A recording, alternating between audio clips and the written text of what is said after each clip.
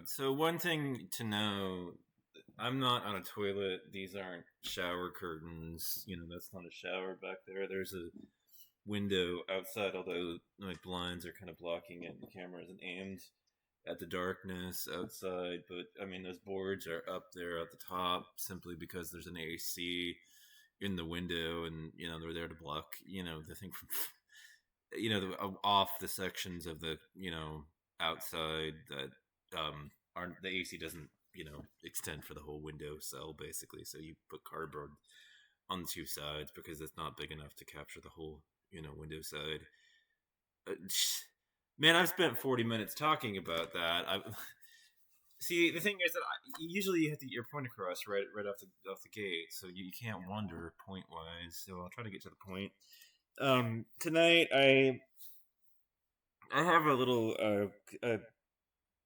complaint to make, and it's not a big one. It's not the end of the world. It's not a world defining crisis or something that I guess you could say, like, as I'm pondering how to word this, it's not a big deal. Basically, it's kind of water under the bridge, but it's still a nitpick issue that is kind of important. It's important enough at least to come on here and talk about it. And that complaint is that everybody's framing, the loneliness crisis as if it's gendered. I mean, I just came back from watching a video from Ronan Fair. Like, I forget exactly who it was that I was watching. Just let me get her name exactly so I don't screw it up. Ronan Ellis, sorry.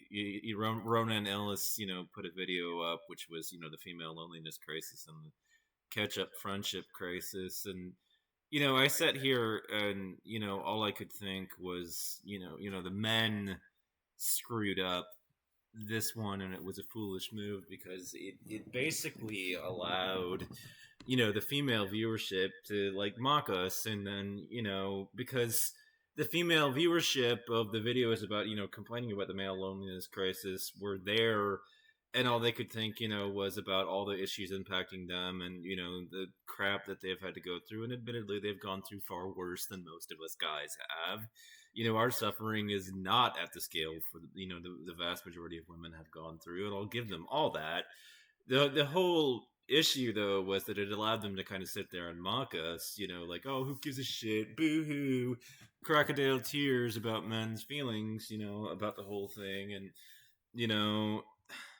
and then point out that women were afraid that men will kill them, and all we were afraid of is loneliness and the fact and the idea that you'll reject us or make fun of us.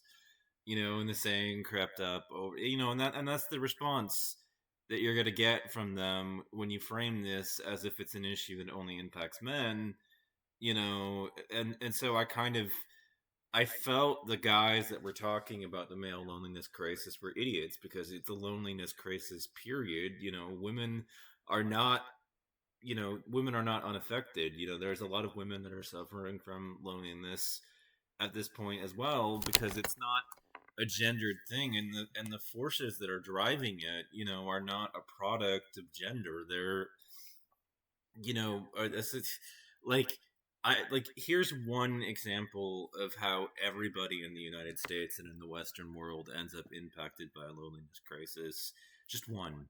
Just, as from an analytical framework, think about the way that our society has become so incredibly centered on the idea of driving to location, and how all the places that we go are now these concrete jungles of just a shopping center that is surrounded by an even bigger parking lot for everybody's cars that are supposed to drive to the grocery.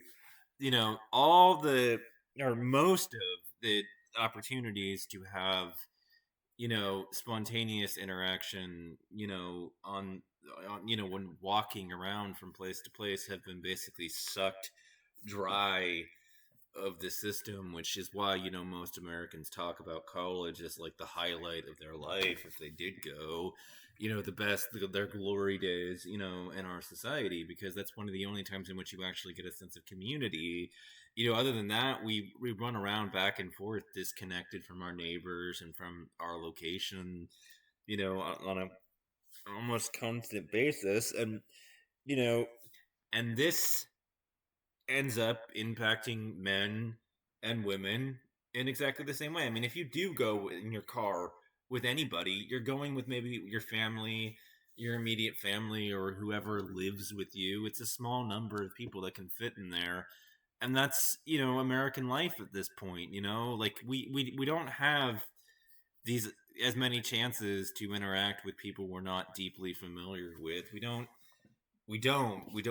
do that. I mean, and stranger danger, misinformed and redirected people's focus in the wrong direction, because for the most part the abusers are people we know and and can identify and are relatives of ours, or close family members. And abuse tends to take place within circles in which people are familiar with each other, and not as much within circles in which people are not.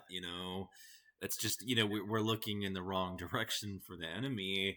And you combine those two things together and you have the makings of a loneliness epidemic that is impacting everybody. And the Surgeon General is warning that it's as bad for you as smoking two packs of the pack of cigarettes a day. The impacts are absolutely horrific, and everybody's caught up in it. At this point nobody's immune.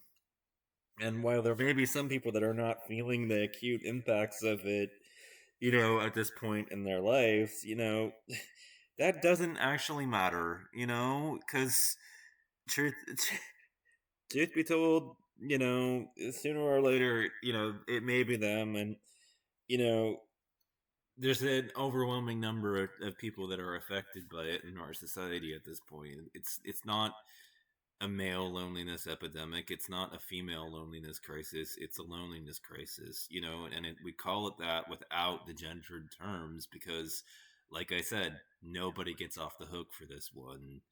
Everybody's caught up in it, and including you people that consider yourselves non-binary and who don't have a gender, or don't fit cleanly in either camp. Everybody is affected.